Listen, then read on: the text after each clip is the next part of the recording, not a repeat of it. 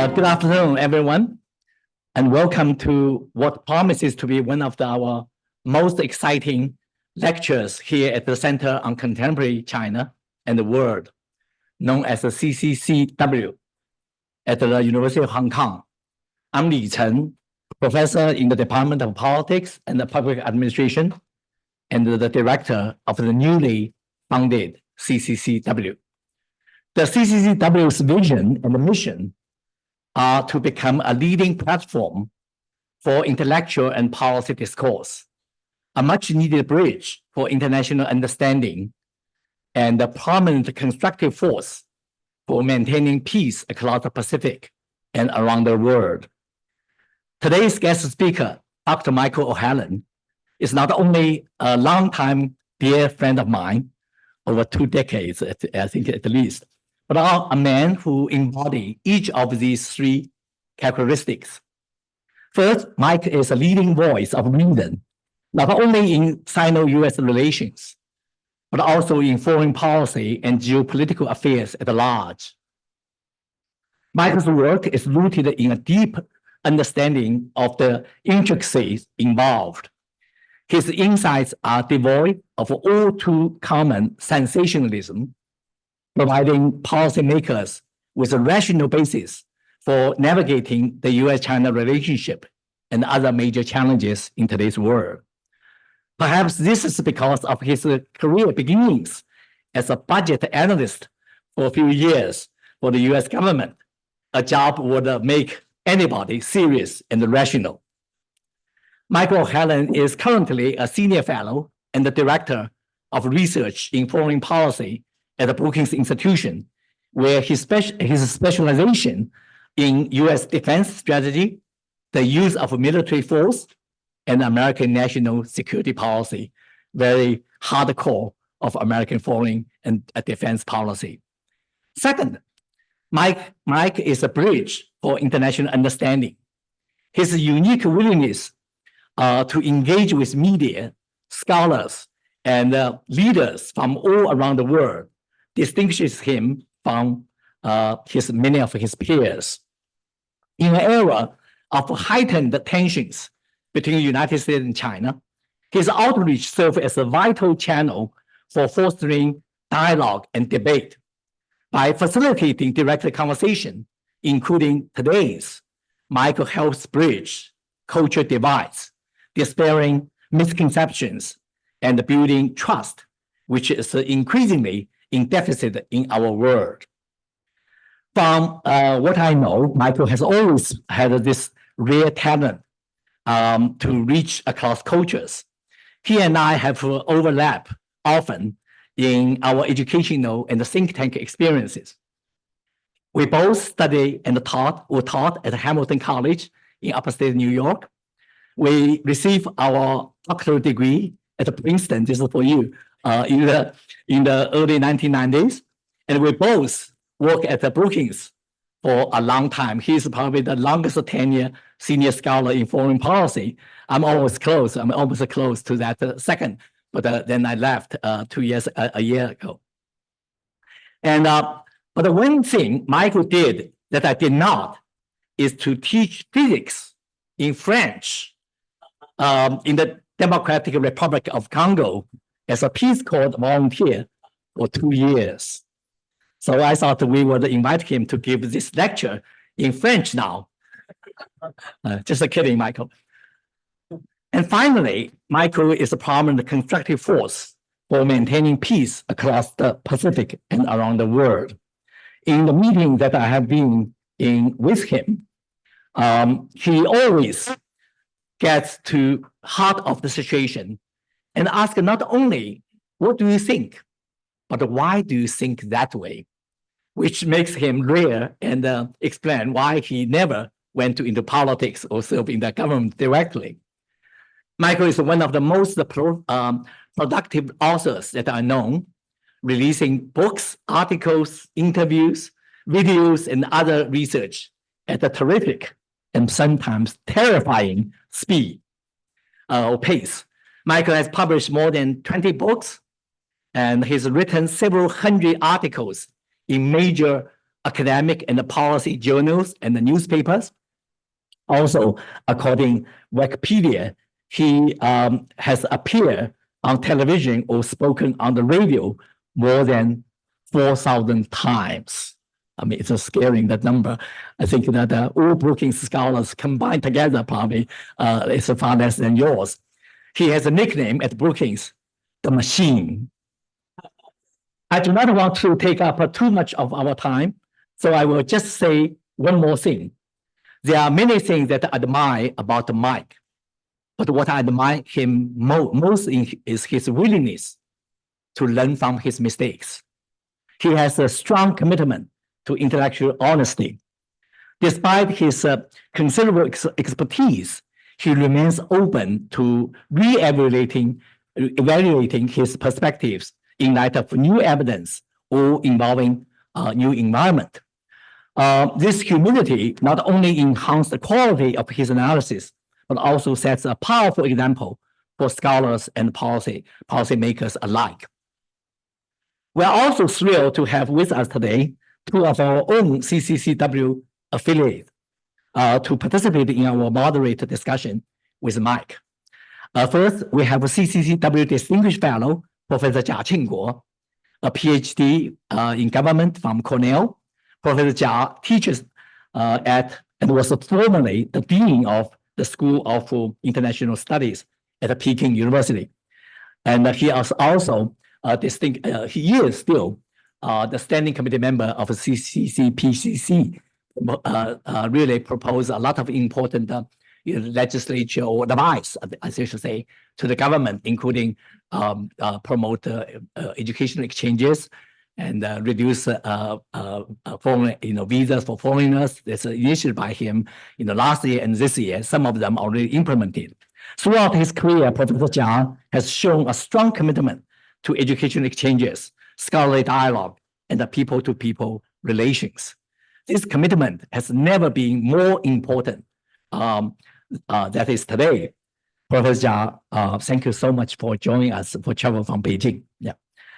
Our second discussant will be Professor Austin Strange, another one of our CCCW fellows, a PhD also in government from Harvard.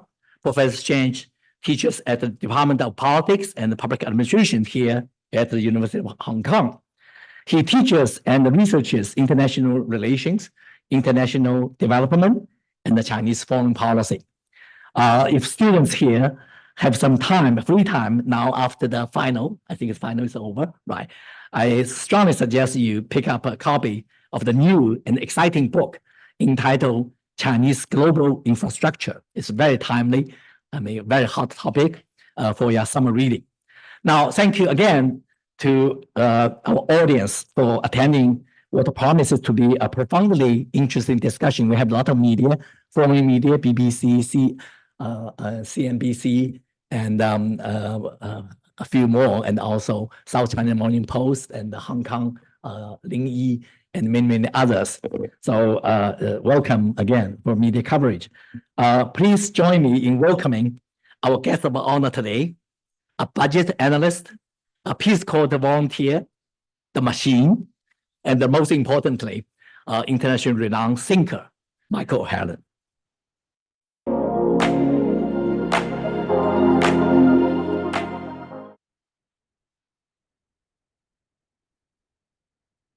Chang-Li, thank you. That's one of the kindest introductions I've ever been privileged to receive. It reminds me, last summer I was able to interview, or not to interview, but to introduce Ambassador Rahm Emanuel and now Deputy Secretary of State Kurt Campbell at a Brookings event. And I began singing the praises of Rahm Emanuel, who, as you know, used to be mayor of Chicago and congressman and President Obama's first chief of staff. And I was talking about all of this, and he interrupted me and he said, "Hey, Mike, could you start over, but call my mother first?" So I feel like making that request here today. And also, I want to thank you for the hospitality in this wonderful city that I've been wanting to visit for my whole life. And now I finally get the chance and to experience the university and all the great things I've heard about it. I look forward to the back and forth today. So really, my job here is just to get some ideas on the table so we can have the fun interaction with the panel and then with all of you. By the way, quick thought, Chung-Li, when I was in Peace Corps in DRC, I did give that talk on this almost the same topic in French back then. I'm not sure I would be very good at it now, and you probably don't want to engage in French, but it was 1984 and Ronald Reagan was about to run for re-election. And so that made for an interesting subject matter. And, you know, the world's, by the way, there were in my city in Congo, which was called Zaire back then, there were 3 Chinese, and they were helping the Congolese learn farming, and they completely kept to themselves. So how much has the world changed in 40 years? And I think, to me, I think for the better. A lot of Americans are scared by the change because the world was simpler in the 1980s, but I think it's actually still better today. By the way, you know, we'll come back to the US-China relationship in a few minutes, but you brought up so many good memories, Chung-Li. And when I did work for Congress at the Congressional Budget Office from 1989 to 1994, there were just 2 studies that I was able to work on back then that I want to mention today because I think they're just nice historical reference points. And one of them is sort of a cautionary note, and one of them is sort of a hopeful note about the US-China relationship, if there's any parallel. And the cautionary note is that after Saddam Hussein invaded Kuwait in August of 1990, we were asked at CBO to estimate what a war to liberate Kuwait might cost. So as you know, that war happened, Operation Desert Storm, in early 1991. And as a young, recently minted PhD, I love this project because it was a chance to use all my analytical tools that I had learned in graduate school and apply them to a real world problem. But all of our bosses were terrified because they're thinking there's only 2 outcomes here. 1, we're basically right and everybody forgets it. Or 2, we're dramatically wrong and everybody remembers, especially the people in Congress who pay our paychecks and write the appropriations for the Congressional Budget Office every year. And by the way, as you know, in the Iraq War 12 years later, when we invaded and overthrew Saddam, the Bush administration dramatically understated the estimated costs and thought that they might be a few tens of billions of dollars. And it turned out to be, depending on how you measure, maybe 2 trillion, just for us, just our cost and just the dollar cost. Now, with the invasion of Kuwait and then the liberation of Kuwait, we estimated that the war might cost somewhere between 30 billion and 90 billion, and it cost about 60 billion. But that was a much more predictable mission. Heaven forbid the United States and China ever fight, because I would not know how to begin to do the calculation on how long that war would last, how it would end, what kind of suffering would be entailed along the way by both sides, and what the costs would be, not only in terms of the immediate effects, spending for the military, but also the disruption to the global economy. So I think you would probably agree with me, but I just wanted to make that observation in passing that I feel like our generation and your generation, we all need to work hard to make this war never happen. It must never happen. That's the cautionary note. And then the more hopeful note is in the same period of time that I was at the Congressional Budget Office, the Berlin Wall had just fallen down and the Cold War had ended. And well, the Soviet Union dissolved in 1991. So this was all happening along the way. But we were asked by a middle-aged senator from Delaware named Joe Biden to estimate how much the United States might be able to save on its nuclear weapons programs as a result of the Cold War ending. And we came up with estimates that would be as high in today's dollars as $30 to $40 billion a year. And that was just for the nuclear forces.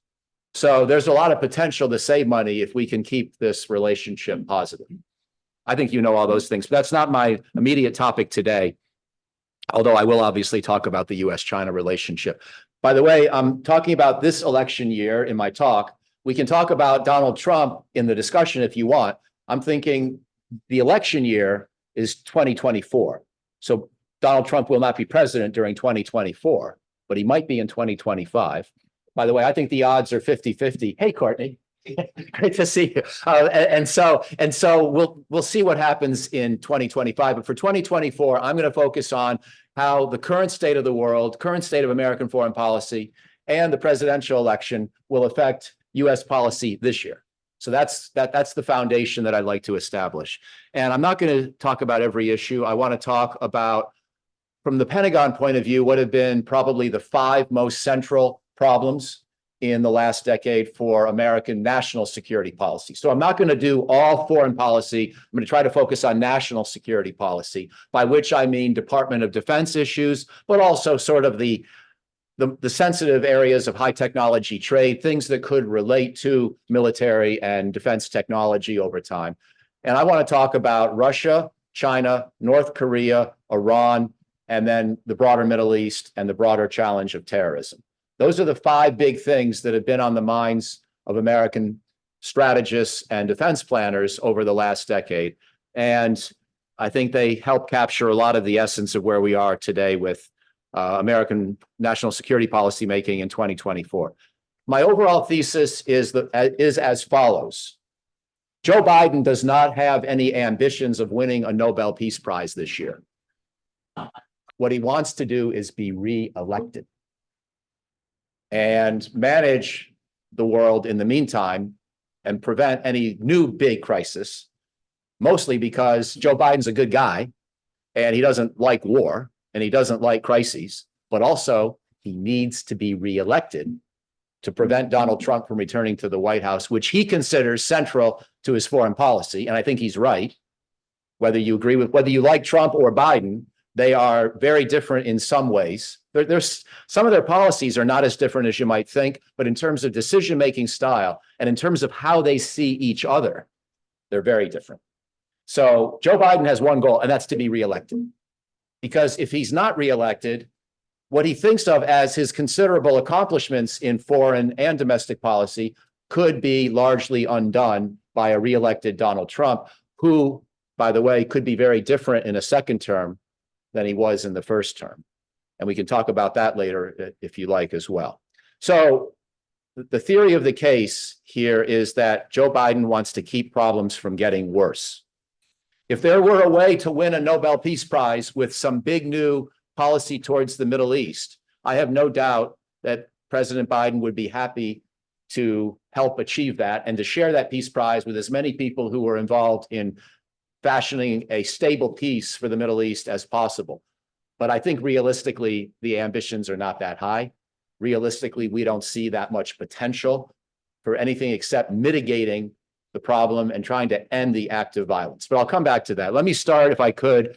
I'm going to sort of work around Eurasia clockwise. So I'm going to start with Russia and then come over to North Korea, China, Iran, and then the broader Middle East. So those 5 areas. And I want to just sketch out what I think is essentially Biden policy for each of those and how that will shape what happens this year. So with Russia, the bad news is nobody really has figured out how this war will end. And personally, I believe that we'll have to encourage our Ukrainian friends to make some compromises on both territory and on their security affiliations. In other words, I'm not sure NATO is really going to be the answer. But the good news is that we now have a big aid package that's gone through our Congress, and the Europeans and Japanese are doing a lot to help Ukraine. And the Ukrainians themselves have been extraordinarily impressive.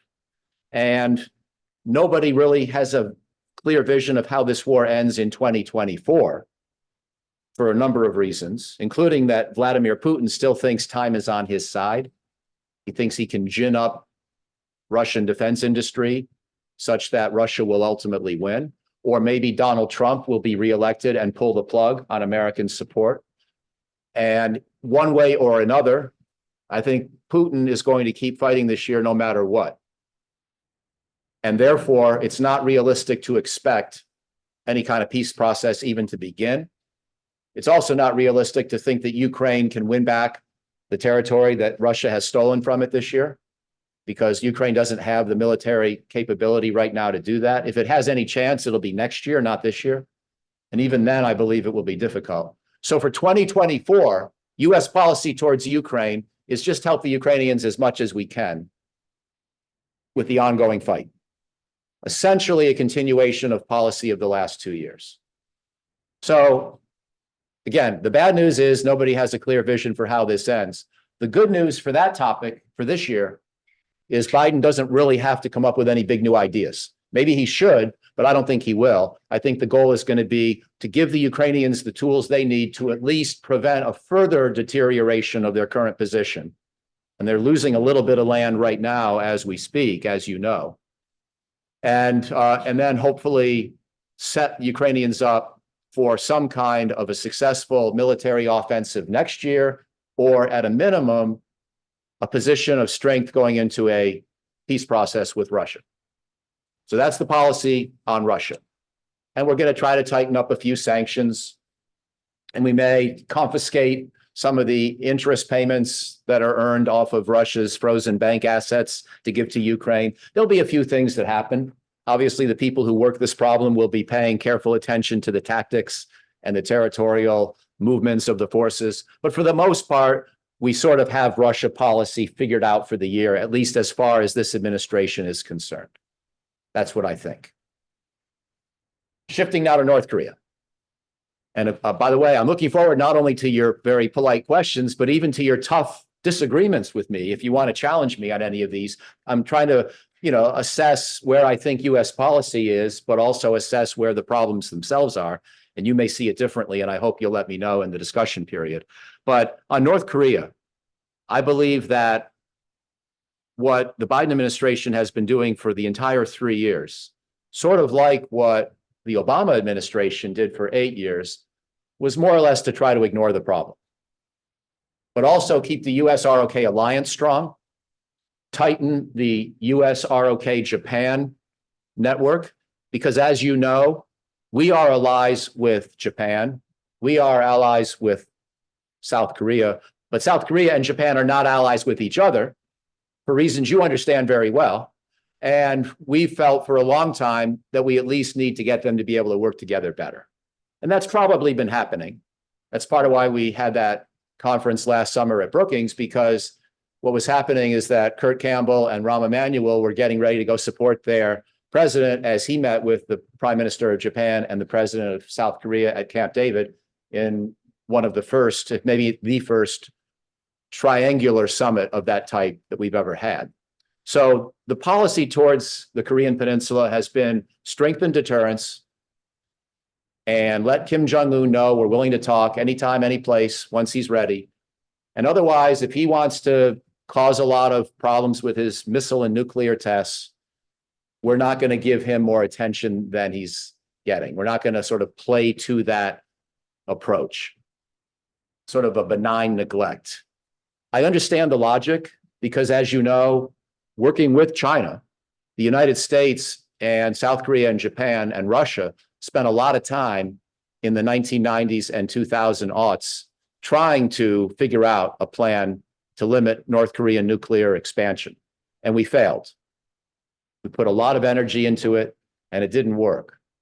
And so Obama and Biden decided they're not going to waste their time and reward North Korea just for its provocations. So they've essentially tried to put it in a box. And as you know, that box got a lot tighter in 2017 after the North Korean nuclear and missile tests, when we then imposed much stronger UN sanctions on North Korea. But unfortunately, over the last 2 years, that box has gotten a lot looser and more fragile as China, to some extent, but especially Russia, have no longer been very interested in enforcing those sanctions because of the breakdown in broader US-Russia relations. And we all know that story. So North Korea policy is sort of in limbo. But if you ask the administration, the US administration, they'll say, well, at least we've got some sanctions. At least we've got a stronger US ROK alliance, more cooperation from Japan, and we're also not rewarding Kim Jong-un. I'm not that supportive of this policy, by the way. I think they should be trying harder to negotiate with North Korea. And we can come back to that if you wish later on. I don't really believe benign neglect is a viable way to think about North Korea. And this is also a place where the US and China should be able to collaborate better than we are right now. And we need a few places like that, a few areas where we can do better together. But Biden's not going to touch this problem in 2024 unless Kim Jong-un makes him. So that's issue number two, where we're sort of on autopilot. That's a little bit of an overstatement, but we largely have the approach, Biden and his team have the approach figured out that they're comfortable with. You might not like the approach, it might fail as a strategy, but they seem to sort of have it figured out in their own minds for what they want to try to do for the rest of this year. China policy, 3rd out of 5, the most complicated by far. But I would also argue, at the risk of huge oversimplification, that the Biden administration for the first time feels like they sort of have the approach figured out that they want to continue to implement in dealing with China, at least for the short term. What I mean by that, and you're well aware of all the policy disputes we've had, is that, of course, they've asked the Pentagon to focus more on China as the main long-term competitor. They've asked the Secretary of Commerce to focus more on China in terms of what America has determined are unfair trade practices and investment practices.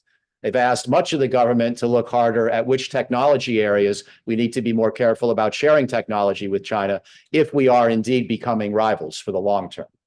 They've also tried to ask private industry to improve our options so that we are not as dependent on China for key imports as we have allowed ourselves to become. The basic idea being that if there's a crisis in US-China relations, we don't want China to be in a position where it can essentially coerce us into capitulation because China's providing all of our medicine or all of our semiconductors, or let's say the China, Taiwan, Korea area together, or all of anything else that we need so adamantly that we could not do without it. And therefore, China realizes that it has its hand around our throat economically. And therefore, that China feels in a crisis, it's in a position to escalate against us with economic warfare. So the administration has tried to refocus not only our military, but our technology and even some of our private sector investments on becoming more resilient, more diversified. You know the expression, we're not decoupling, but we are de-risking. We're building a high fence, but it's around a small yard, but it's going to be a really high fence. You've heard all the phrases, and I know not all of them sit equally well on Chinese ears and don't always persuade all of us Americans either.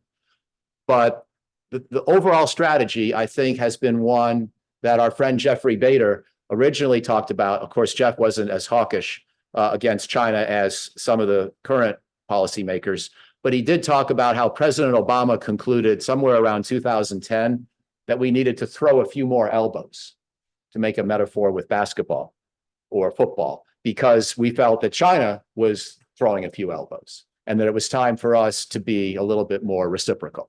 So again, you're not going to enjoy that message, but we can talk about it later. But I think that the point for me is not so much to go into my own assessment of the policy as to explain. I think the Biden team feels like they have it sort of figured out what approach they're going to use. They're going to keep trying to find new investments at the Pentagon that help Taiwan protect itself in time of war. They're going to keep trying to figure out which parts of our technology base need to be better protected or nurtured in order to reduce our vulnerability in economic warfare scenarios. They're going to put pressure on China on issues where, as you all know, we have disagreements on human rights or what have you. But at least it's not 2021, 2022, or 2023 anymore. There hopefully are no more balloons. There are no more coronaviruses. There are no more other things that disrupted these relationships in ways that we all know have been very painful. So what I think the Biden team has decided or figured out, and obviously this depends on no big other additional shocks, is that if we can be pragmatic but tough towards China issue by issue, but keep the overall relationship in a decent state of pragmatic business-like interaction, we can find a way forward. It's never going to be easy. You and I can be friends personally, and I hope we are, but our countries are probably not going to be friends in the simple sense of the word for a long time to come. But we can still try to be pragmatic with each other and recognize that we're the two most important countries on earth for making this 21st century what it's going to be for all of our descendants and everybody else on the planet. And so that sense of mutual responsibility and respect can keep the relationship going forward, even when there are a lot of specific disagreements. And even when our militaries are planning on how to fight each other because they recognize that they are each other's respective greatest challenges. But the hope being, of course, that we'll never fight, that will simply convince the other side that it's not worth the fight. And you like me to finish in 5 minutes? Yes, ma'am. So that's China. And that was the hardest part. So maybe I can indeed finish in 5, because again, the US-China relationship's never going to be simple. But I feel like the team, Jake Sullivan, Tony Blinken, Kurt Campbell, Lloyd Austin, Joe Biden, Gina Raimondo, Janet Yellen, the team sort of has come together with an overall approach that they feel comfortable with, that they've now applied in a few different ways to various specific problems. And it's not on autopilot, but it is sort of a pathway and a philosophy for managing the relationship going forward that should not produce any big surprises in the next 6 months prior to Election Day in the course of this year. We'll see, right? And hopefully today's inaugural address by President Lai, which as in my cursory review, seemed not to be overly provocative. Hopefully that will be one more little thing we've already survived together, figured out how to manage together. So we'll see. A lot of things can happen in the world, but that's where I think the Biden team is. The problems come more in the Middle East. And isn't that always the case? Again, my friend Kurt Campbell, Deputy Secretary of State Kurt Campbell, he and I wrote a book together in 2006 about US national security policy. And by 2009, he was trying to help Secretary Clinton and President Obama pivot to Asia, which I realized for Chinese ears never sounded very good, sounded like move towards containment. But for American ears, it sounded like we want to get the heck out of the Middle East. It's been a pain in the butt for a long time. Let's focus on a part of the world that's more inspiring, more energetic, ultimately more important. But either way, whether you liked it or didn't like it, not that much happened with the pivot for a long time. And it's still been very slow to in terms of reallocating our resources, reallocating our military deployments, what have you. And so the Middle East keeps dragging you back if you're an American strategist. As much as you say you want to get out, Joe Biden wanted to get out of Afghanistan, and maybe he sort of did, except it already hurt his reputation a great deal. And moreover, the way it went prevented him from feeling he could reduce American commitments in any other part of the Middle East. So we've been sort of stuck. And now we've had additional new problems, not least October 7th and its aftermath. And of course, we've had now the death just in the last few hours of President Raisi in Iran. And it's going to be very hard to find an American who will say kind things about him. He had a lot of blood on his hands, Iranian and American and otherwise. I won't criticize him on the day of his passing, but I will say that I don't expect it to change very much because the Iranian theocracy is extremely well entrenched. And there really isn't much room for détente as we perceive it. The last American policymaker of significance who thought there might be a chance to get along a little better with Iran was Barack Obama. But even he was careful not to really say that in public because he knew it would make him sound naive. And his hope was over time, the 2013 process leading to the 2015 nuclear deal, the Joint Comprehensive Plan of Action. Over time, that would give Iran more of a stake in the international order and make it more willing to cooperate, to reduce terrorism, to avoid nuclear proliferation. And whether you want to blame us for pulling out of the deal or blame other things, the reality is that Iran is not behaving any differently in 2024 than it was 10 years ago. In fact, probably worse, as we see everywhere from the behavior of Hamas, Hezbollah, the Iraqi resistance, the Houthi rebels. And the United States and China have even had some cooperation in dealing with a couple of these problems, for example, in the Red Sea and shipping. But Iran's not helping the situation at all. And I don't expect that to change. And the Biden team does have to worry about the possibility that Iran could encourage Hezbollah to attack Israel and create a second front in the war that's already happening, or break out of its nuclear commitments and go for a bomb during election year. which would then give the United States the horrible choice between letting that happen and attacking Iran militarily. And we certainly don't want that choice. I guarantee you Biden doesn't want to face that choice. If you want that problem, you can have it, by the way. I would welcome China being the country that has to take the lead on figuring out how to handle Iran. If you can find some way, please. Let me just, I'm speaking personally, of course, but seriously, there are no good options that I can come up with on Iran. And so the Biden team doesn't really have a good policy there. The goal is to try to convince Iran that it's not worth escalating, because as much as things are bad today, they could get a lot worse for everybody. Nobody wants open warfare between the United States and Iran.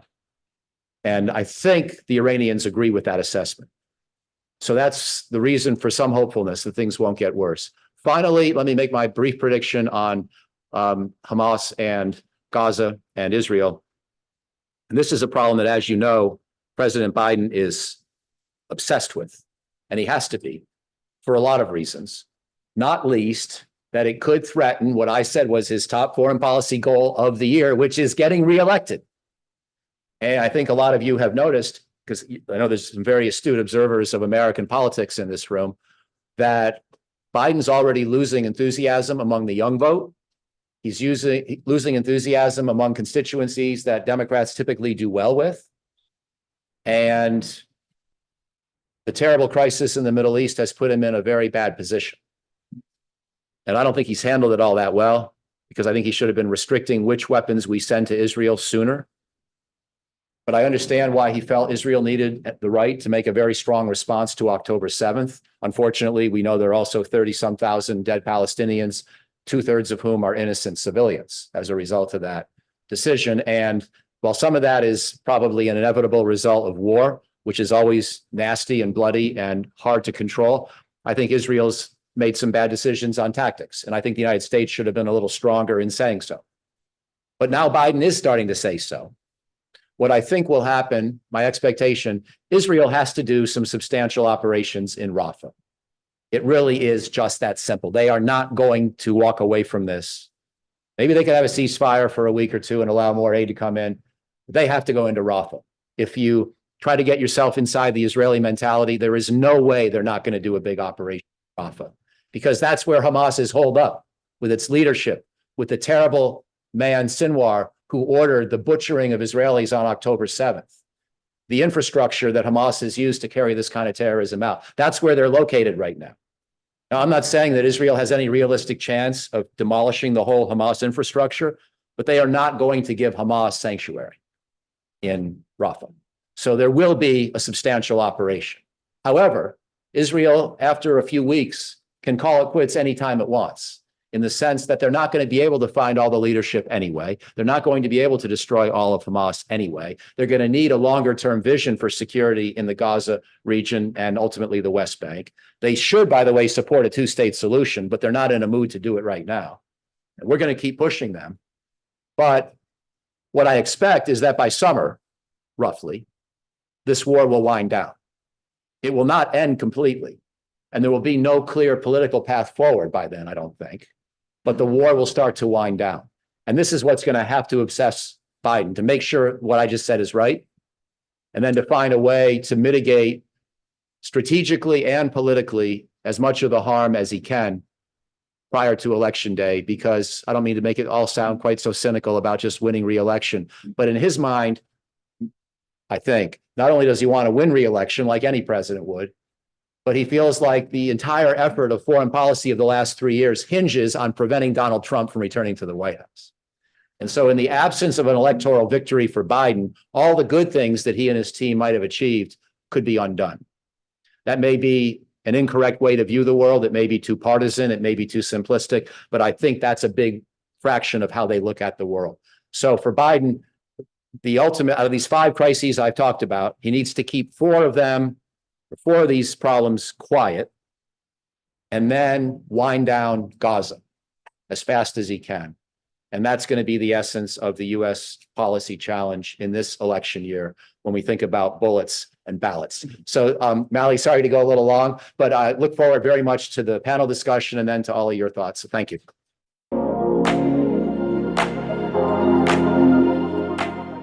All right, thank you very much. Mike, it's always great to hear you. And is it on? Or okay, it's always great to hear you, Mike. And I wish I could continue hearing you instead of talking about the subject. Actually, I agree with you that the last thing we want between China and the US is to have a war. Okay? And also, I also agree that the most important thing for Biden now is to get reelected. It's not just a selfish thing for himself, but also it's about what he stands for. Okay, and he really believes that this is the way to defend all the values he has cherished throughout his life. But when it comes to China-US relations, I do think that the Biden approach has its own problems. Okay, at the moment, he has kept the tariffs Trump imposed, and also he has added some in a recent announcement on electric cars, batteries, and solar panels. It doesn't make sense because U.S. is running a inflation problem, and the tariffs make things much more expensive for American consumers. This does not serve neither the country's interest nor his own interest of getting reelected. And also this restriction on high-tech exports to China. It claims that it's a small yard and big high fences. But in reality, the yard is becoming bigger and the fence become higher, but the yard has become bigger. As a result, the US cannot sell its products, cannot make good use of its advantages in trade. In theory, if the restrictions are relaxed, the US companies can recuperate a lot of profits, and then use part of that to for R&D and to stay ahead in the high-tech race. But instead, the high restrictions, the tough restrictions on high-tech exports made it difficult for the U.S. companies to recuperate their profits and also develop the next generation of high-tech to stay ahead. And also force China to develop its alternative technologies. And if China is successful, then the U.S. monopoly of the high-tech, at least in the chip industry, is going to evaporate. That's not in the best interest of the U.S. So sometimes I find it difficult to understand what's going on. Finally, I want to say this. Recently the American officials are talking about this surplus of production, right? Excessive production on the part of China, electric cars, batteries, and that sort of thing. But it's another excuse for protectionism. If you look at the U.S. industries, they are becoming less and less competitive. Why? Because the U.S. government protection level is much higher than average country. So the American industries are getting protected, so they are not competitive anymore. So if the U.S. truly believes in the marketplace, then I think less protection and more competition is going to be helpful because I think the U.S. Americans are very innovative and very competitive if they are forced to do so. So when we talk about China-U.S. relations, I think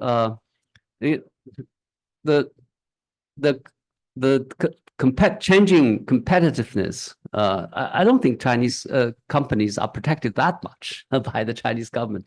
In China, the companies complain that they are forced to compete in such harsh way that they can barely survive.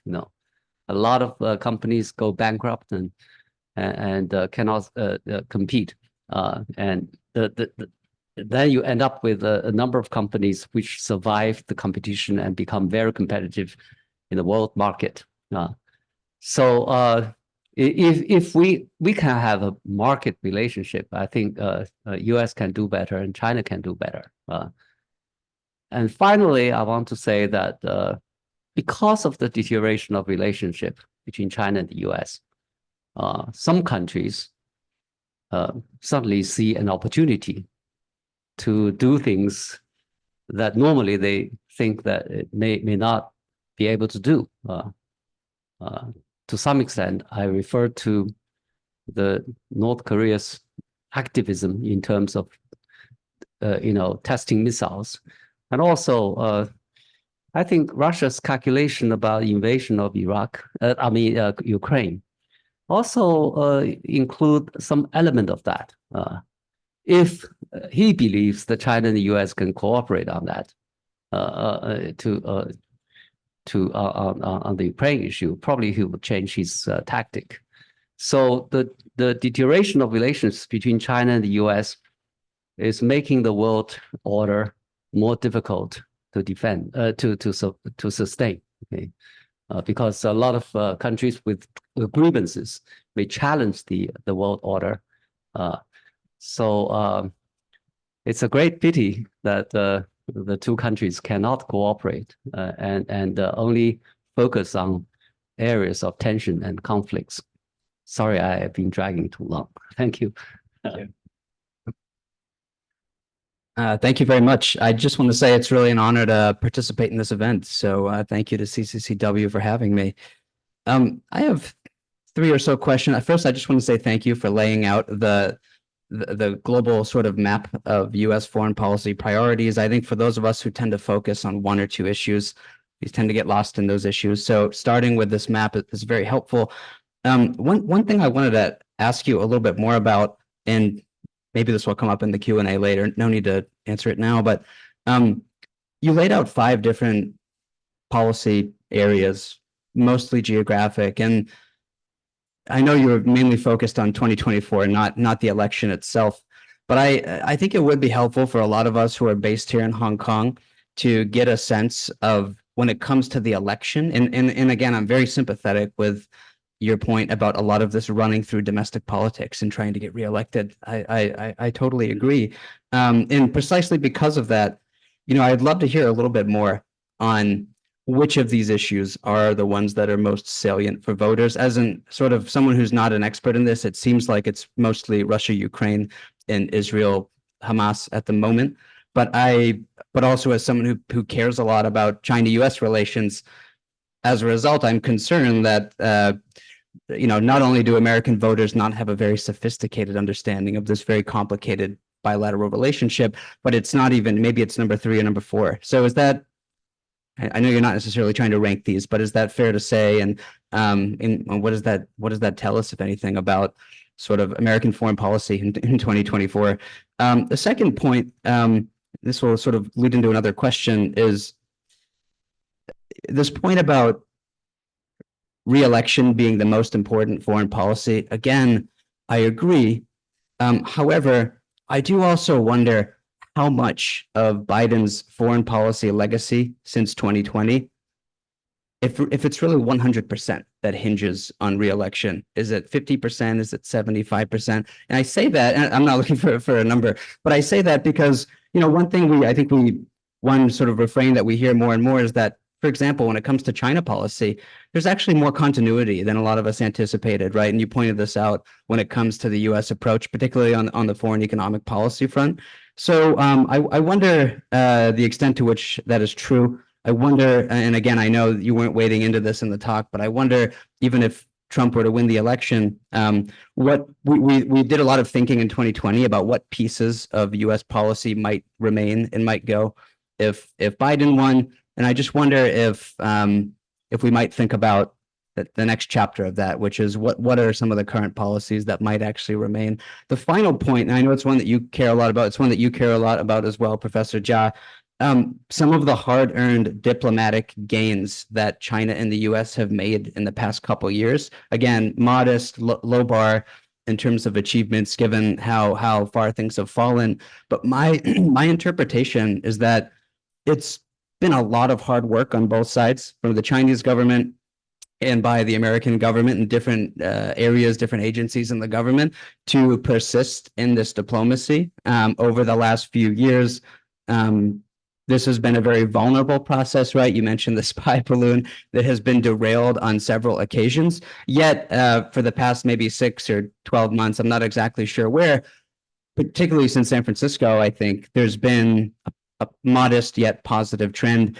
And on the one hand, I think it's very fair to be skeptical about how robust some of this would be if Trump were to win the election. Again, a lot of this is cabinet level, at least on the American side. So would all of this sort of infrastructure in terms of diplomacy that's being put in place, would that all be gone?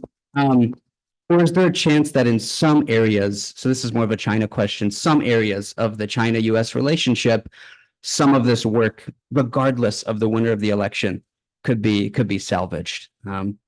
So I'll just put a few questions out there, but I think we should. Do you want me to make a couple? Do you want to maybe make a? Yeah, that'd be great. Yeah, I don't want to go into any great depth. Is this working? This works. It's working. Okay, thank you. Great comments, both of you.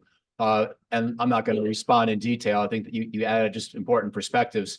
But first, my friend from Beijing, I think you make fair points that here's where I think we could at least find some common ground.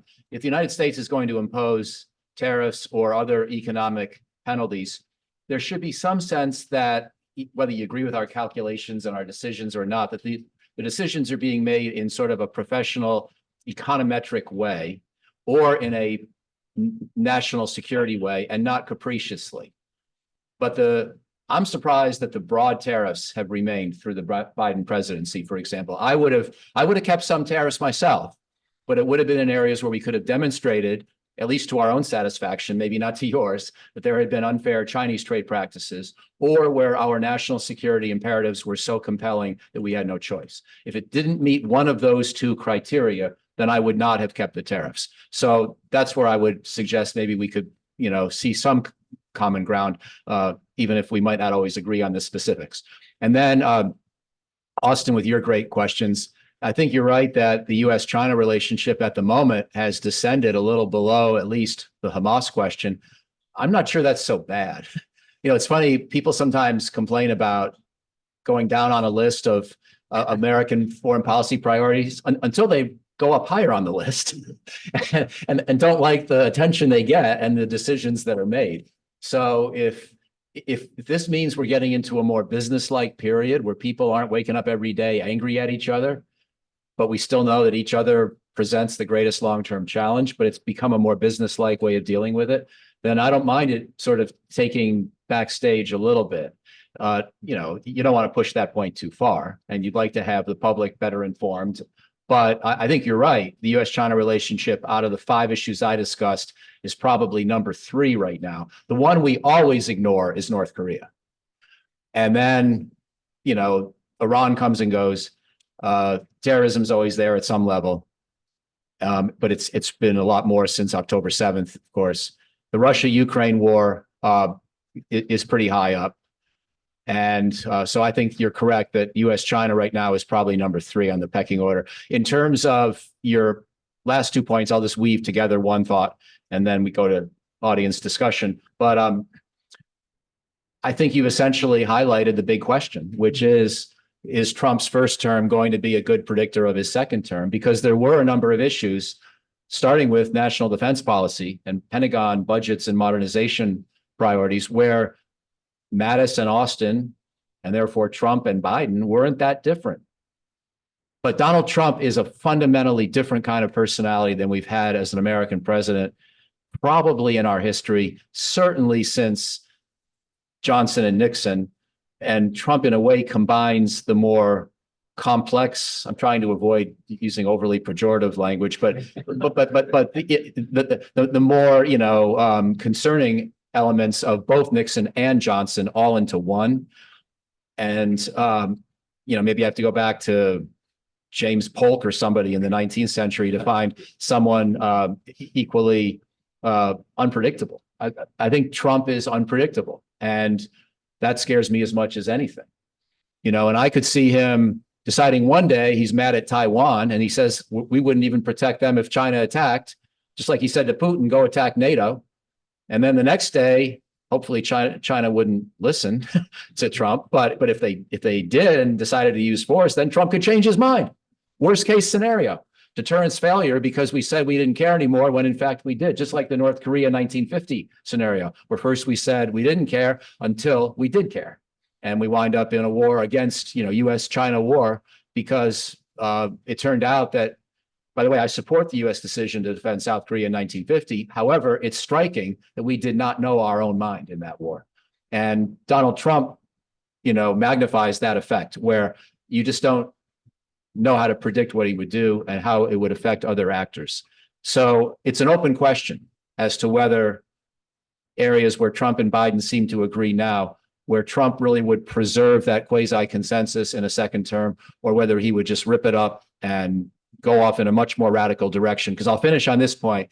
I do believe that President Trump felt that the so-called deep state or political inertia, or call it what you will, prevented him from doing what he really wanted to do in his first term. And this time he will be in much more of a hurry to be a disruptor. I do believe that. I don't know if he would do it recklessly, but I'm pretty sure he's not going to be the same president the second time that he was the first time. And the chances of him winning are probably 50-50. So we might find out. I can take that. Okay, thank you very much. So we have plenty of time for a Q&A. I'll go ahead and moderate. If you want to ask a question just before you start, we'll try to keep it reasonably brief so we can hear from as many of you as possible. And make sure you identify yourself as well so we know who you are. Okay, so we can open the floor. Yes, Professor Yang, right? Yeah, I'm first distinguished visiting fellow of the CCW. Michael, this is such a stimulating presentation you have made, and I have a lot of questions, but I just, one thing that struck me is that in a different era, you would be talking about some of the strategic triangle and so on. Is there something in that regard today, especially like, for example, everyone was commenting on the Xi and Putin talk. This actually yesterday, almost day before yesterday. Do you see anything in that regard, but clearly from a different angle today than, let's see, 30, 40 years ago? Professor, great question. And, thank you, great question. Yes, it's different, but, ironically, 30 years ago, the future seemed to hold more promise because despite Tiananmen, everything seemed positive on the overall long-term US-China trajectory at that point. And now it doesn't. Now it seems, at least we're not in the horrible place we were a couple of years ago, but who knows where we're headed. And so that's different. And also 30 years ago, people assumed that Russia wasn't going to be a big problem anytime in the near future because they were too weak. And also they seem to have decided that the Cold War approach they took was a mistake, and the Soviet Union dissolved, and we gave them bad advice on shock therapy, which turned out to be a prescription for economic disaster, which then maybe started to lay the foundations for the potential for Putin to come back on a strong nationalistic approach. So I think we made some mistakes in our advice, but still the world of the early 90s, as I think you and I know, looked more promising than today's world. But the other thing, of course, to look at it from a different angle, what's different today compared to 10 years ago, first of all, China is 10 years more powerful. And I know you're facing economic challenges, but to an American strategist's eye, you know, you've been going like gangbusters now for 30 or 40 years. And yes, there are glitches and setbacks, but when China has a setback, that means its GDP only grows 5%, which is a high growth rate for anybody else on earth. And secondly, you know, you're showing more confidence on the world stage, which at some level is natural for a rising power, but it's also concerning when it starts to involve things like the South China Sea that we didn't even realize before were going to be such acute points of contention. So there's all that. And then, of course, we have doubted ourselves a bit more because Donald Trump, the fact that he was elected the first time and not been nominated the second time almost, shows a certain kind of fundamental discontent in American society that we haven't had since the 1960s. And again, I'm not even trying to make this sound too anti-Trump. I mean, I didn't vote for him and I won't vote for him. But I think part of why he's successful is that he channels an American anger and frustration, even when people can't always explain why they're angry or frustrated. But they are angry and frustrated. And that's different about our country. You know, I grew up with the Republican Party being Ronald Reagan's party, Morning in America, where if you were a Republican, you could be a lot of different things, but you had to be optimistic and patriotic and positive. Those were characteristics that Reagan brought to the Republican Party for a generation. That's gone. So we changed as well. And then the last thing is that obviously Putin changed. And I do hope, you know, I'm not here to lecture you. I gave a lecture, but I'm not here to lecture for Chinese friends. But I do hope you keep asking yourselves how closely you want to be affiliated with Vladimir Putin, because this is a bad guy. And there are hundreds of thousands of people dead or wounded in the Ukraine war because of his sense of aggrieved Russian pride being somehow violated because Ukraine dared to want to have its own affiliations with the Western world. By the way, I was never a supporter of Ukraine being in NATO because I thought I understood the Russian mind well enough to know that Russia would do something stupid if we went down that path. And they have. This is not I'm not blaming the United States or NATO, but I am saying it was predictable. And therefore, we should have had a slightly different approach. But I hope when you talk to the Russians privately, you know, you remind them that Ukraine's a sovereign country that deserves not to be attacked and have its citizens killed. And so Putin turned out to be a much worse guy. He's always been a hard-nosed, hard-edged guy, but he hadn't launched a war that killed hundreds of thousands of people until 2022. And we can explain, you know, there are a lot of reasons. I've spent a lot of time trying to understand and study Putin. And my colleagues like Fiona Hill and Angela Stent have done a lot to help me understand it. A lot of things contributed. Maybe some of them were even partly our fault, but they were not done deliberately with malice. But Putin turned into a nasty guy whose whole goal in life now is about vengeance. So those are three things that changed. You got stronger. We got less confident in ourselves and our politics changed. And Putin turned into a nasty dictator. And so that's part of why the triangle is more complicated than it was before. Thank you. Before you ask a question, please hit the on button on your microphone. Yes. Okay. Okay, great. Start over here. Why don't we start in the front and we'll work our way back. Go ahead. Hello.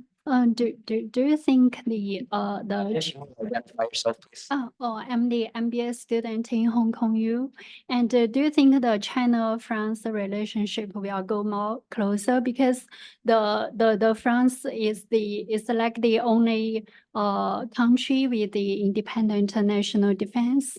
So please share your points from the national defense perspective. Thank you. China and France? Yeah. Well, and others may. You know, I think France can be a really important player on the world stage on a lot of questions. I don't usually think of France being a huge player in Asia, although of course they have territory in Asia, and the French being who they are, and I love them, they think of themselves as important in Asia. And maybe they can be. And by the way, we might need intermediaries, but I tend to think a better bet is South Korea, because South Korea knows that the Americans may not stay in Asia forever, but they'll always live next to you. They'll always live next to China. And I think South Korea, even though they're an American ally, they're very careful about figuring out their own view on China policy, because they don't want to be dragged into an unnecessary war between the superpowers.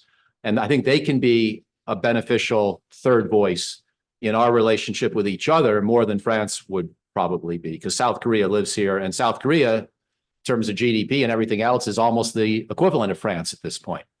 So that's my reaction. But yeah, vive la France. I'm always in favor of a strong French foreign policy, and I don't feel threatened by it as a rule. I sometimes disagree, but I think as an American, we can be confident enough to know that, you know, that France is an important middle power, and that is something that can benefit us, but they're not going to be a superpower, so we don't have to feel too threatened. And they are an American ally, by the way. Hello. Okay. Thank you, Michael. Thanks a lot. My name is Pavel. I'm the lecturer at the history department here at HKU. I was born in Czechoslovakia, so I'm from Central Europe, not Eastern Europe, just for the record, as we like to say. I was surprised that you said that Biden administration had no clear plan for Ukraine. At least that's how I understood your words.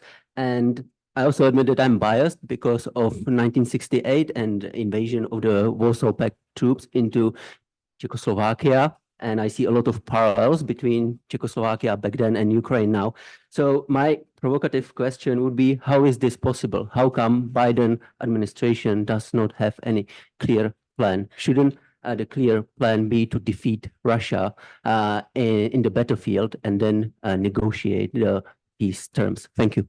Thank you. And, you know, condolences and prayers for your Slovak leader. I mean, there's been just so much happening in the news, and the terrible violence. It's just unspeakable. But what I would say about American strategy towards Ukraine is, rhetorically, yes, we still favor the complete defeat of Russia and the liberation of all Ukrainian territory, and then the long-term accession of Ukraine to join NATO. But none of those things are going to happen. We also have a policy towards North Korea that says they should denuclearize completely, and it's not going to happen. So we have to avoid confusing our preferences with our strategies. And what people are increasingly realizing, and I think people in the US government know this, is the chances of Ukraine liberating all of its territory that Russia has stolen. I'm using that word bluntly, so I'm clear that I'm not making any excuses for what Putin's been doing. I agree with your interpretation of history, but the chances of that happening anytime in the next couple of years are low. I wrote a column in the Washington Post a few weeks ago about what I thought it would take militarily for Ukraine to win back half of that 18% of its land that Russia now controls. And I estimated it would take a couple 100,000 additional troops equipped with the best stuff that we could give them and trained up to NATO standards. And even then it would be difficult. That's a best case. And they're not headed anywhere near that best case because they don't have enough people joining the military to increase by a couple 100,000. So the Biden administration does not want to reach this conclusion any sooner than Ukrainians do. They're almost being too nice.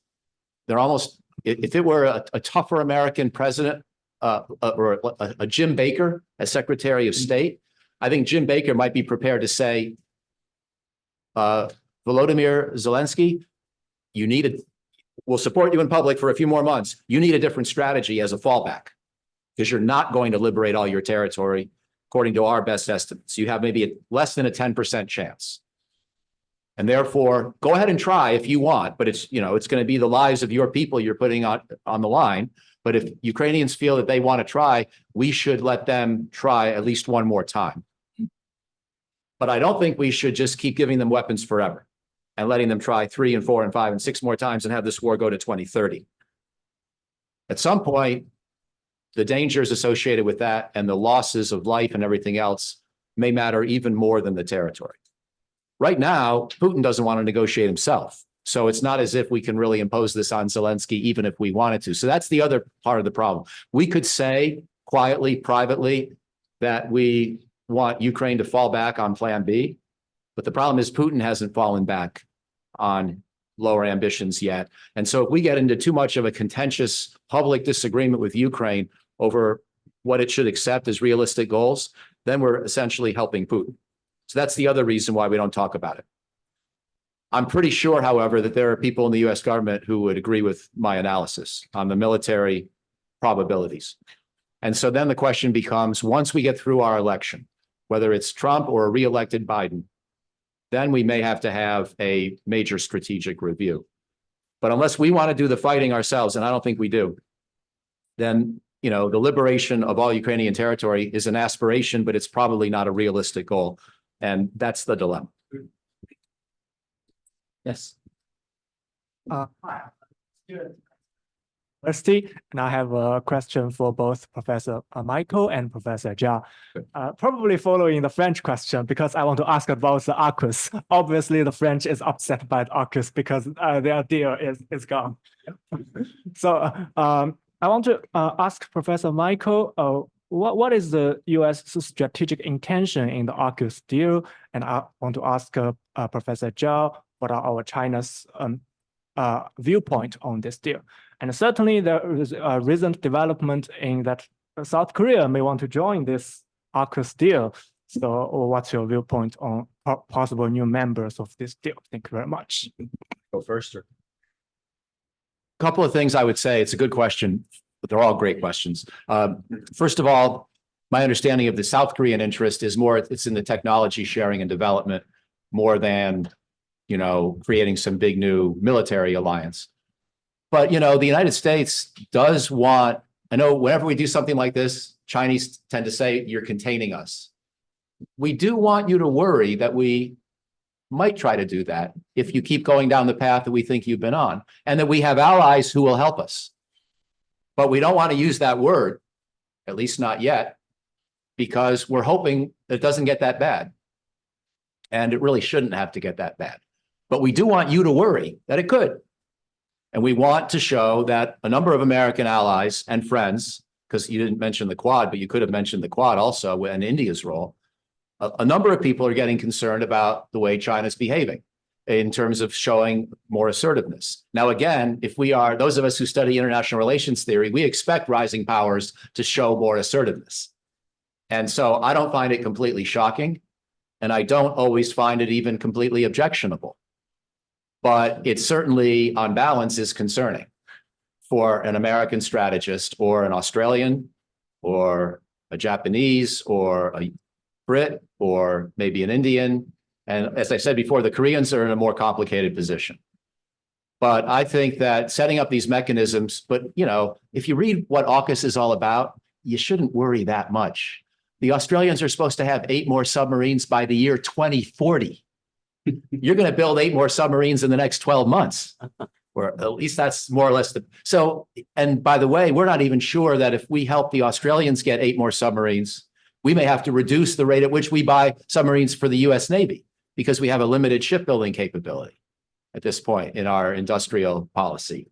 So I would not worry too much about AUKUS, but I would interpret it as a signal that this is the kind of thing that we'll try to do more of if the US-China relationship continues to deteriorate. And by the way, it's not just Washington that sees the problem like this. It's also Canberra.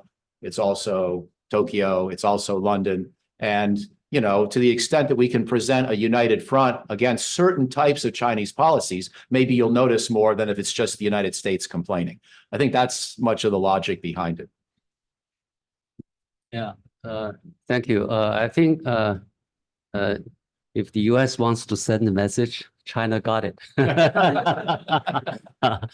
But of course, China is not happy with this because China regards this not only an effort to contain China from the Chinese perspective, and also a violation of the non-proliferation agreements. So what I'm worried about is this creates a disincentive on the part of China to cooperate with the US on Korean denuclearization. And also the direct impact of AUKUS is becoming more visible as South Koreans are, becoming more interested in this kind of agreement. Actually, more and more South Koreans believe that they should have their own nuclear weapons. Yeah. Okay, according to a survey last year, more than 70% of South Koreans polled, want to have their own nuclear weapons. And of course, the discussion between in Washington, Seoul, and to some extent in Japan or Tokyo on this on the question of deployment of tactical nuclear weapons in the South in Korean Peninsula is on the rise, and some people argue that we should deploy nuclear weapons, tactical nuclear weapons in South Korea, and also pull the trigger if necessary, and that's very dangerous. So I guess China and the U.S. should talk to each other to make it clear that there are limits in terms of what we can do, and also we should cooperate more to make sure that nuclear weapons and weapons of mass destruction are not going to proliferate. And this is in our common interest. We all have huge stake in it. So we should talk to each other and work together. Great. Spread the discussion to this side of the room as well. I think you had your hand up first, and then we'll come to you. Yes. Yeah, thank you. This is Xinhua News Agency. Now I have a question about relations between Hong Kong and the USA. And it's, that there's legislation in the U.S. Congress about Hong Kong's Economic and Trade Offices Certification Act. And do you have any comment about the legislation? Thank you. Austin, do you want to take that? You probably know much more about it than I do.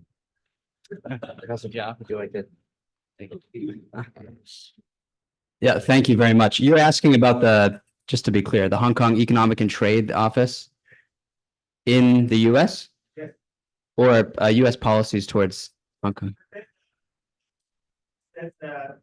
Legislation in the U.S. Congress about I see. Hong Kong Economic and Trade Office, the Certification Act. I see. So yeah, so I'm not a scholar of Hong Kong politics. It's the first thing I'll say. So I want to make that very, very clear. In the past few days, my attention on Hong Kong, I think many of our attention on Hong Kong overseas economic and trade offices has not been in the US, it's been in the UK, given the events there. So I actually don't have much to say about this piece of legislation in the US. Professor Jia, do you want to add anything? Well, I'm not aware of this particular legislation. There are many legislations in the US Congress in the pipeline, which are anti-China and related to various aspects of China. I think when the relationship is bad, I mean, there are politicians who try to take advantage of this situation to promote their own causes out of bias or out of ignorance or out of political considerations. So I hope that the U.S. Congress as a whole and also the U.S. government as a whole would not let the more extreme legislations to go through the Congress and become law. Actually, I could just add one more thing to this. This actually is, I'm glad you asked this. It brings me to an earlier point I wanted to make, but I forgot to. So just quickly, I assume that this is a piece of legislation that in some shape or form is about potential additional restrictions or punishments, right? Punitive actions, right? So if that's the case, just, going off of what today's lecture has already said, I think it's very likely that whether it's this piece of legislation or another one, as much as I would like what you just said to be true and for things to move in a different direction, things are not headed in a very good direction right now, particularly in 24, given that this is an election year and given that both the Democrats and the Republicans in Congress pretty much have strong incentives to continue the current trend of this type of legislation. But this gets to a different point, if you don't mind me extrapolating a little bit, just very quickly, not necessarily specific to Hong Kong, but on US-China relations more generally. Something in your remarks actually really struck me, which is that, yes, there's immense uncertainty over particular legislation, over general relations, anytime you have an election year where you're going to have a leadership potential change in a democratic system like the US. But because we now have 2 terms after a very dramatic shift of US policy towards China, I'm sort of the opinion that we're reaching a point in American policy towards China, including a lot of these policies and sanctions and other potential, revoking of status and things like that, that is actually becoming more certain because the most radical changes have already been put in place over the past 2 terms. So yes, there will be new policies and new punishments, but I get the sense that regardless of who wins, we're potentially, and I don't know if you agree with this or not, but we're potentially headed into a new presidential term where compared to the previous 2 terms, there's actually more certainty on how pieces of legislation that get put up are going to go, because the overall orientation of US policy towards China or Greater China is, I think, more set than it has been. I think there's been more continuity in the US approach across the past two presidential administrations. So I apologize. We don't have an exact answer to this question, but I think it gets into this bigger issue. Yes. Yeah, let me give some explanation. It was a bill, not a legislation, not passed yet. There's some fake news saying that it's already passed and will be implemented. This is not true. But the bill still potentially can get passed, but needs to go through several stages and through congressional, but this is only the committee, but not the whole congressional group, but also should go to Senate. So of course, there's an initiative to close the 3 offices, the trade and economic offices in Hong Kong, trade and economic offices in the US, DC, New York, and San Francisco. But the executive branch certainly may not support that bill because it will hurt tremendous interest, US business in Hong Kong, financial and many other things. So I think that the current status likely will be put to the next administration. But of course, that some of the events could, make that bill along with some other bill to get passed. So we do not know. So if that happens, China will revenge very strongly. You and I actually discussed that this morning about this bill. I think that China could do even very, very strong steps because Hong Kong is a unique status, which has 3 offices in the US. And the Hong Kong Consul General, US Consul General, used to be the 2nd largest one next to the one in Germany. So there's a lot of things going on, so it's still unclear. But there's a real story about the bill. There's a fake story speculated by someone talking about already passed, so everything is done. And so we need to join a line between these things. This is what I know. We have some experts in the on the subject. John, do you want to say something? Okay. Yeah. We do have several experts of Hong Kong politics in the room. So if you want to follow up after, please do so. We had one question in the first row that I don't miss. Yeah. Ex-director of SWIFT. If we look at the US policy over the past 30 years, in terms of sanctions being put on different countries. For example, it started with Iran being taken off the SWIFT system. Then Russia was taken off the SWIFT system. Plus all the wars that have been started in Iraq to bring democracy, in Libya bringing democracy, all these countries are now a total mess. And the same is now happening to Ukraine. So I think it's fair to say that, you know, the US has actually shot itself in the foot. I mean, the diplomacy has been horrible over the last 30 years. And that's why we are now coming into a situation where we have to talk about the West and the rest, because it seems like the rest, the global South, is ganging up against the United States. So rather than Russia or China being isolated, it seems to me like the US is in danger of being isolated from most of the world. And that brings me to, you know, this war. We're talking about the war. I don't know if you talked about it in your presentation, but there's not just a kinetic war going on, but also a non-kinetic war. And Russia and China are playing this very cleverly in the sense that they are focusing on the role of the US dollar, because American power depends a lot on the power of the US dollar, plus the power of its military. Now, the US military is not what it used to be. It's not what it used to be in the 90s. Or to put it another way, a lot of the rest of the world has beefed up its capacities militarily. So it's not going to be that easy for NATO, which is basically led by the United States with its vassals in Europe, because we have to tell it as it is. The European countries, unfortunately, they don't enjoy full sovereignty. Yeah, look at the Americans blowing up the Nord Stream pipeline. The Germans don't dare to say anything.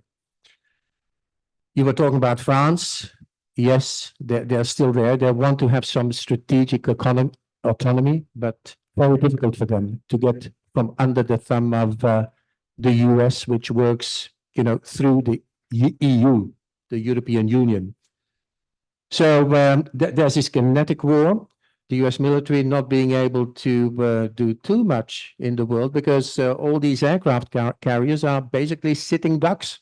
You know, you throw 10 Kinzhals at it and it's finished. And then the non-kinetic war, which is about, you know, the US dollar and the American economy, which is also not very strong, actually. It seems to be steering towards a crisis with all the policies that have been enacted. So that's just a couple of my comments, and I just wanted to hear what you have to say on that. So in summary, I think the US foreign policy of the last 30 years has been disastrous and leads us to this point where it's going to be the US ultimately that's going to be isolated, and probably NATO will fracture if there is no quick end to the Ukraine war. So thank you. There's two ways I could respond. One is to get into a detailed response. The other is just to be quick. So let me be quick. I accept your political analysis as being probably more correct than I wish it were about trends in the broader world and, you know, anti-American feelings. I disagree with your characterization of European states as vassals. If they were, we would have already brought Ukraine into NATO, because George Bush wanted to do it, and it was European states that prevented him. So, and I think the European states were correct, by the way, but they weren't vassals in any event. I do not accept your military analysis at all, because there are very few states in the world that have really built up their militaries very well in the last 30 years. However, one of them is China, and that may be the most consequential. So maybe we can at least agree on that point. And then finally, I in the area that apparently you've spent a good chunk of your career, I share your concern that we overuse sanctions, not maybe from quite the same perspective about, you know, your criticism of overall U.S. foreign policy, although there's plenty to criticize, but more that if we try to use sanctions too often, we're going to create counter reactions.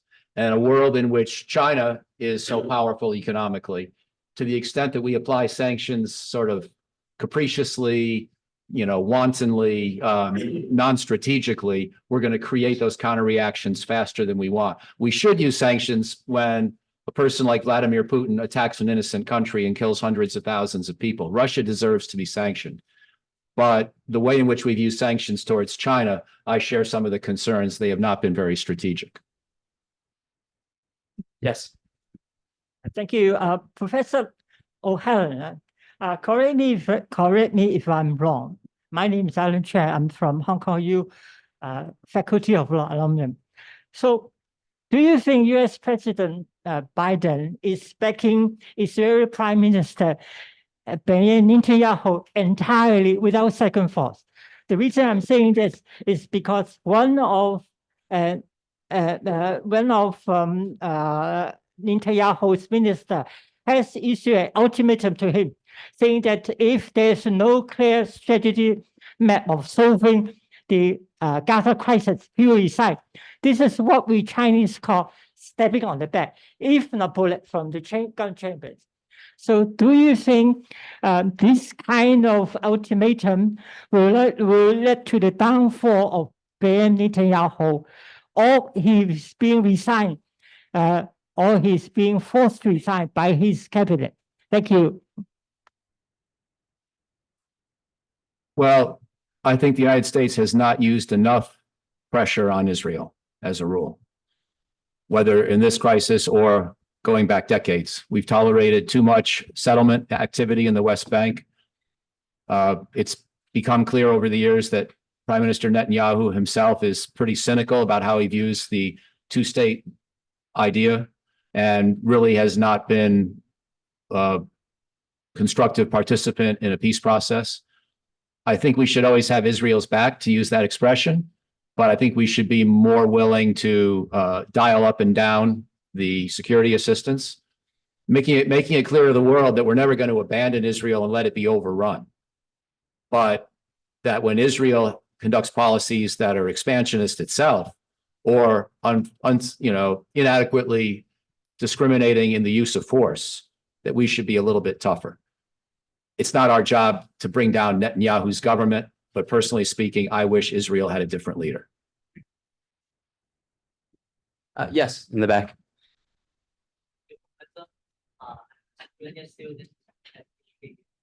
So I can raise two questions on North Korea and Palestine. So on North Korea, we know that North Korea has been practicing a strategy which tries to seek attention from the US to increase its bet on the cable in order to gain more international assistance for its while balancing its trying to deter the US first. On these two purposes, in the meantime, however, the Biden administration has, as you have mentioned, has adopted a very electoral policy on North Korea, which tries to ignore its impact in the region. So what we've noticed recently that Kim Jong has abandoned the negotiation of the peninsula as the sole purpose of the policy. So does this impact anticipated by the administration, or is it beyond the invitation? My second question is about the Palestine two-state solution. So as you mentioned, like it might be the best case, the best scenario that we expect, but would it pose a security dilemma to Israel like happening? Because when Palestine becomes a state, there must be so and based on the previous history and also even the impacts of Hamas, Israel may expect that Palestine will become a threat. And Iran, although it might overreact to it, but wouldn't the safest or the most secure way of a two-state solution would be the demilitarization of the Palestine? But it might harm its sovereignty as well. What do you think of this? Thank you. On either of those? Go ahead, please. I like your idea on Palestine pretty well. So we could go into more detail, but let me just say yes. And on unification, you know, the United States used to feel that we had to be supportive of South Korea, that they wanted unification, so we should support it too. I think those days are long gone. And for 30 years, I don't think South Korea's wanted to reunite with North Korea because they saw what happened when the Germany's reunited and what it cost. So there are still a few people around in either Korea who want reunification. It's not a realistic prospect. I would just like to see those two countries live in peace and to see the North Korean regime gradually change, sort of the way Vietnam has changed over the years. And maybe, you know, in some sense, a goal could be to change the way China has changed over the years. You used to be a much more sort of old-fashioned communist state, and now you're a much more multidimensional country. So that could be the goal for the Kim family, to evolve in that direction. Those are my hopes for Korea, not that they reunify. I mean, if they do that, that's fine, I guess, but I don't see how it's even imaginable. Okay, we have a few minutes left. Any final questions? Yes. Okay, thank you, Professor Helen, for your wonderful speech. I'm Jia Hao. I'm the Associate Research Fellow at Guangzhou Institute of the Greater Bay Area. It's great to see you, Professor Helen. I was your student 3 years ago. My question is for Professor Helen and Professor Jia. So if Trump got elected, will Trump adjust his aggressive policy 6 years ago toward China when he realized there are indeed some features of Biden China's policy he can actually learn from? If yes, what the possible changes can be? If not, will his aggressive China policy lead to a more confrontation between China and the United States? Thank you. Yeah, it's a great question. Thank you for the question. I think that, again, Trump is hard to predict, and there is a possibility. Austin was right before that, you know, maybe even under Trump, some of the actions we might take would be somewhat predictable, but Trump could double down even way beyond what we've done already. And there's been talk about, you know, 50 and 60% tariffs and all sorts of extreme ideas. But what I would hope is that President Trump would figure out there's really no benefit in playing around with the one China policy idea. And you may recall that when Trump was first inaugurated, I think he wanted to make a very quick phone call to the Taiwan president. And more generally, it seemed that he was not aware of the complexities of disrupting the one China policy the United States had essentially followed for a long time. It doesn't mean we have to have a one China principle, but we should have a one China policy. I don't think Donald Trump really wants to have such a big crisis with China that everything about his presidency otherwise pales in significance, because we wind up on the cusp of war with a nuclear armed superpower. So I would hope he'd be thoughtful enough to realize whatever else he's going to do in the economic relationship, let's try to keep the security relationship and the Taiwan dimension of that relationship calm. But that's just a hope, not one I can prove. Oh, that's a good question. I agree with a lot that Professor O'Halloran has been said, but I think, my assessment is more pessimistic. When Trump came into office, he brought in a lot of uncertainties, and we did not know what he was going to do on many issues. Many in China hoped that he would be more pragmatic because he is supposed to be a businessman, but it turned out he's a very different kind of businessman. And if you see, if you go through his the evolution of his China policy, it's in one direction, that is tougher and tougher, and more ideological, and more provocative on Taiwan. And toward the end of his administration, he was thinking of sending Mike Pompeo to Taiwan. He was the Secretary of State, and it could be a major diplomatic crisis. And also, Matt Pottinger and a former congressman, they recently published a piece I mean, Mike Pottinger was the deputy, assistant, but it was national security advisor, and they just published an article criticizing Biden's policy as too weak. But they characterized Biden's policy as managing competition, and they are calling for a policy of competition for winning. So what does that mean? And one of the things he mentioned is to undermine China's political regime, and that's going to turn the relationship into a matter of into a power struggle for survival.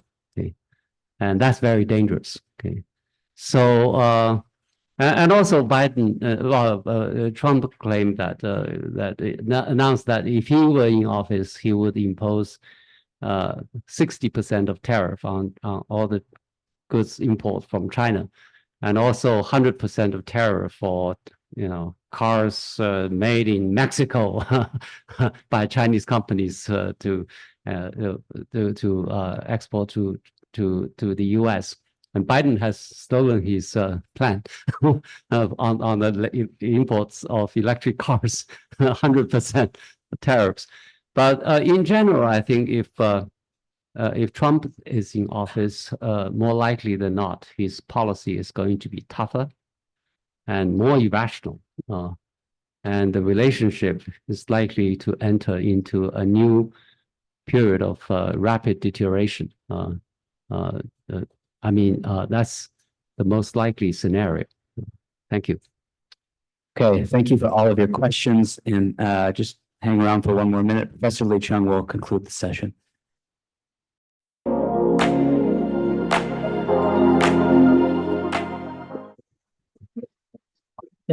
Michael, when you and I discussed about your, talk at Hong Kong U, there's several choices because you have written extensively at least 4 of the 5 areas. Did you also write about Iran? Not really. Okay, yeah. So in the other 4 areas, you wrote extensively. You visited these regions frequently. As I recall, you visited Ukraine, right, during the war once or twice? Twice, yeah. So you have the authority expertise. And also you co-author your career with former deputy secretaries. You mentioned Kurt Campbell, James Steinberg, and Strobe Talbott. Maybe not a book, but a lot of projects. You're also personal friend of the former national security advisors, several of them.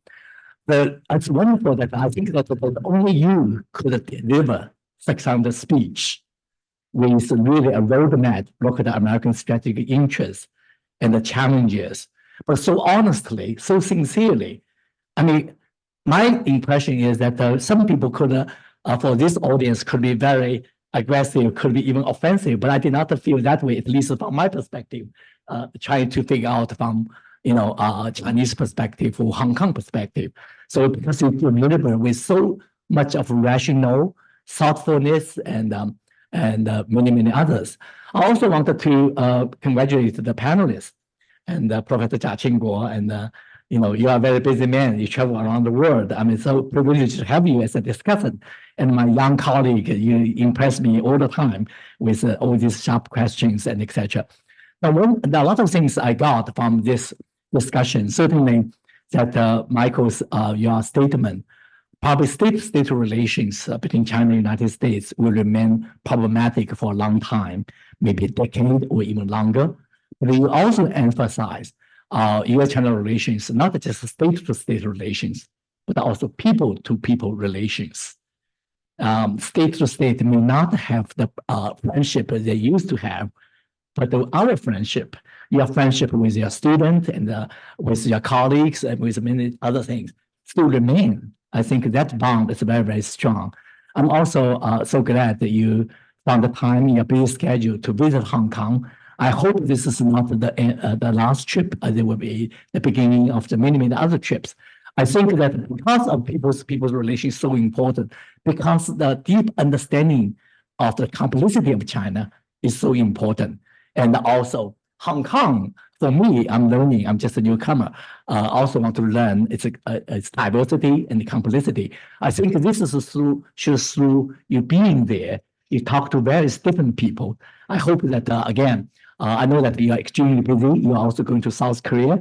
I think South Korea also changed a lot in the recent years, and they particularly make a comparison between France and South Korea. It's fascinating. And but I got my feeling that the South Korea become increasingly concerned about China, especially in the past couple of years. So it's fascinating to see, your visit and etc. But again, I want to say, I cannot thank you enough for your friendship, for your trust. I think that because you are uniquely positioned into American strategic thinking, but with this kind of, not narrow-minded American interests, but look at global perspective, have a deep understanding of other countries.